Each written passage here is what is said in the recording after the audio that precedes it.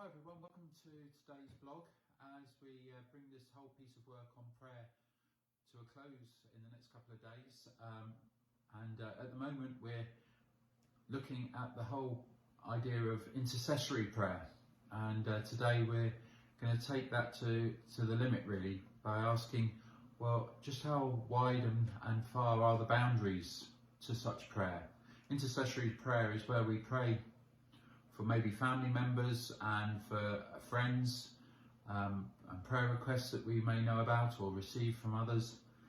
We may well pray for certain situations in the world that either we know about or see on our television screens.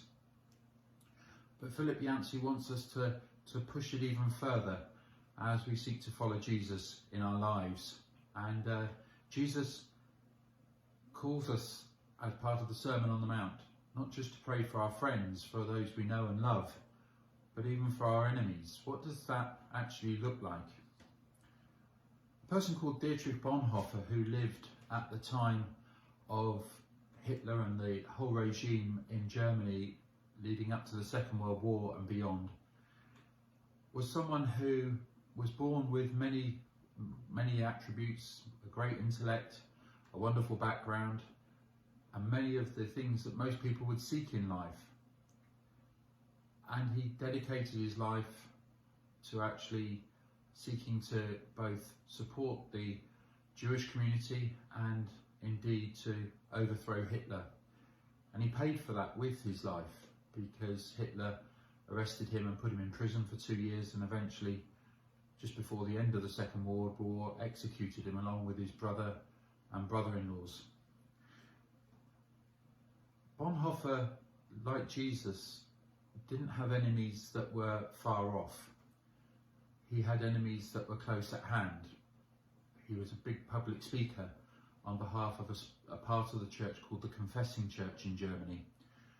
And every sermon he ever gave, every interview he ever was asked to give, every piece of correspondence was analysed by the regime under Hitler, looking for signs and information that might trip him up or lead to his arrest.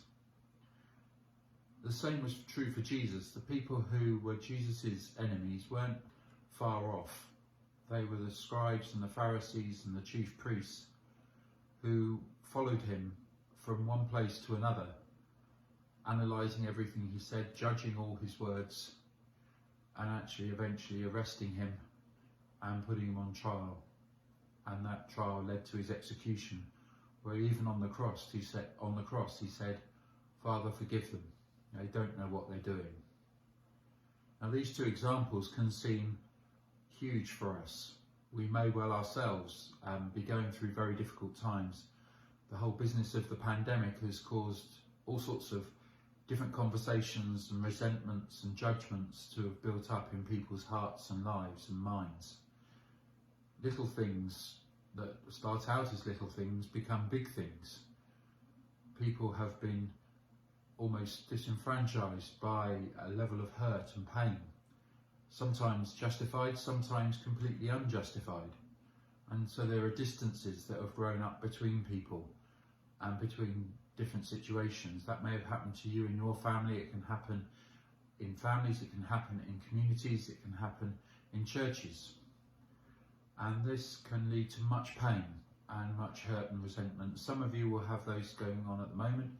For some of you, this sort of talk will actually spur you into thinking about many old hurts and pains that may be really, really big. And I'm not immediately asking you to forgive. What I'm asking you to think about is, who prays for that person who's hurt you? Who prays for that person in that situation, so that actually that person can receive God's love and so be changed?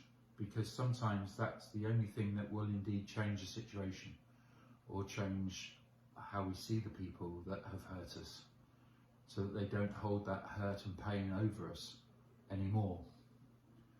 But that can be really difficult to do.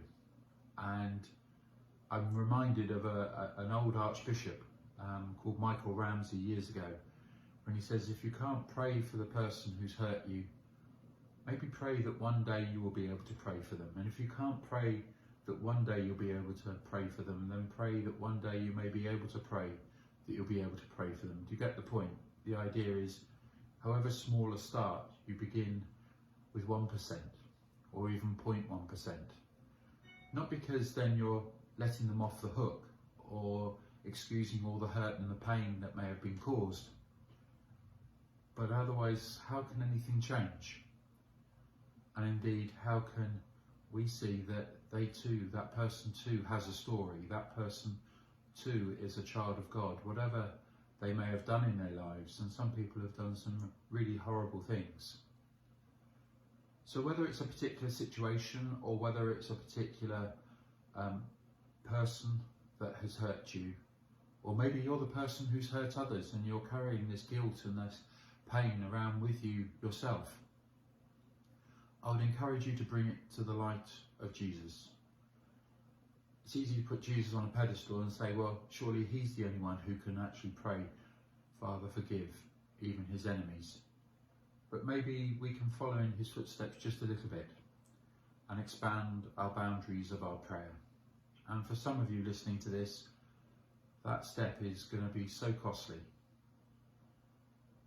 But it maybe, as I say, if nothing else, maybe pray that Jesus can do that for you, even if you feel you can't actually pray for that person yourself.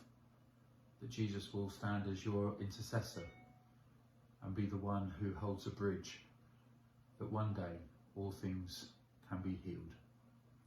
So I've got a couple of candles behind me, as well as my main candle that I light all the time when we have these times, and I'm going to light it for those who are the wounded, and the other candle for those who perhaps for their own reasons have also caused hurt and pain. And at the centre of these two candles is the candle of Jesus, the candle of his love. May that hold us all together. As I said, it's a tough, particular subject for this blog, and it's very costly. But may we be willing to try at least to bring some sense of light into the situation. So God bless everyone. We enter into December tomorrow and then ever deeper into Advent, but may we hold the light of Christ at the centre of who we are. Bye for now. God bless. Bye-bye.